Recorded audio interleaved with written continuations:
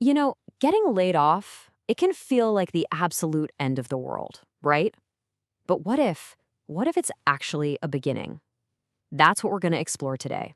We're diving into this really personal journal entry from someone who's tracking their emotional journey right after losing their job.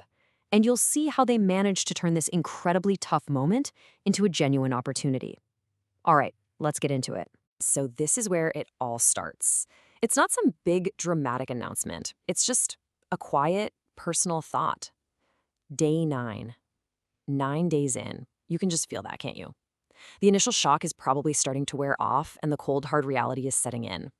It's such a raw and honestly super relatable starting point for anyone who's ever had the rug pulled out from under them. 9 days. Just think about that. That's where this person is at, still right in the middle of it all.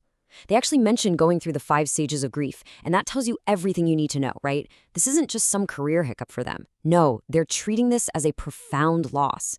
They are deep in that emotional fog, just trying to figure out which way is up. All right, so the first thing they do is, well, it's pretty interesting. They immediately try to build this logical box around what happened. It's that first step, trying to pull the professional decision away from that personal sting.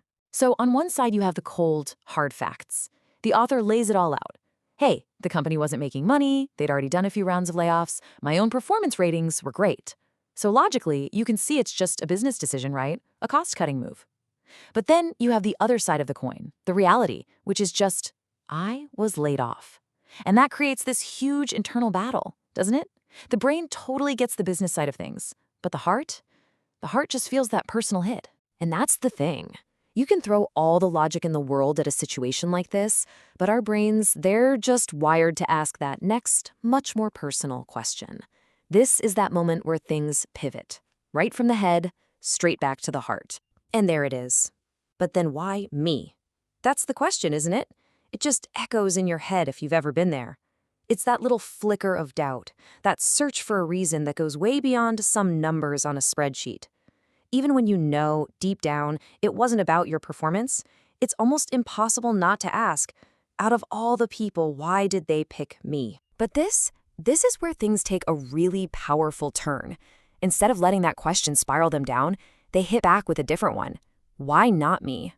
And wow, what a moment of perspective, right? It's this total refusal to fall into self-pity.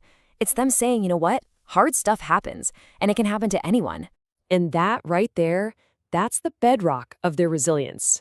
They're not pretending it's easy, not at all. They're fully aware this is going to be a hurdle, and it's going to take a lot of self-talk and just grit to get through it. And that's the key, isn't it? This isn't some blind optimism. It's a really clear-eyed determination to power through something that is genuinely, seriously tough. Okay, so this self-reflection, it goes even deeper. The author starts to take a really honest look at their own life and asks, where was my energy really going, even before all this happened? And this is a moment of just incredible honesty. The author just comes out and says it. My priorities had already changed. I wasn't giving it 100% at work anymore. Why? Because their main focus, their real 100%, was now on their son. They just wanted him to grow up happy and successful. And that context is everything. It completely reframes the layoff. It wasn't just this bad thing that happened to them. It was something that happened while their life was already shifting in this huge, positive new direction. And because their priorities had already shifted, it opens the door for the biggest perspective change yet. They start to see this whole thing not as a total disaster, but as something completely different. A blessing in disguise. And check this out. This is where that blessing becomes real. It's not just a fuzzy feeling, it's a number. 10. 10 extra weeks covered by severance. But to the author, that's not money, it's time. 10 whole weeks to just be a dad. A fully present, distraction-free father. I mean, that's a gift of time you just can't buy. So what are they going to do with all this gifted time?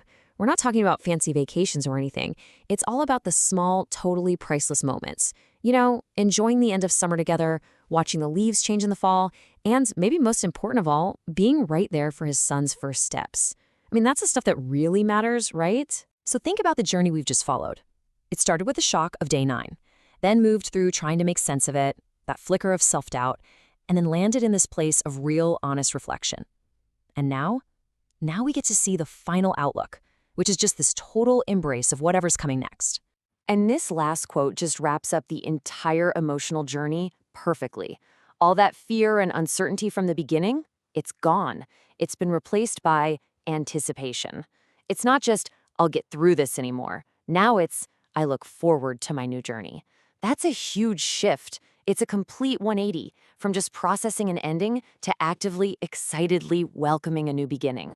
And that really leaves us with something to think about, doesn't it? This one personal story shows us a path, a way to go from seeing a layoff as a crisis to seeing it as a gift of time, a catalyst for something new. It really makes you wonder, in our own lives, how many times has something felt like a painful ending when really it was just a new beginning we couldn't see yet?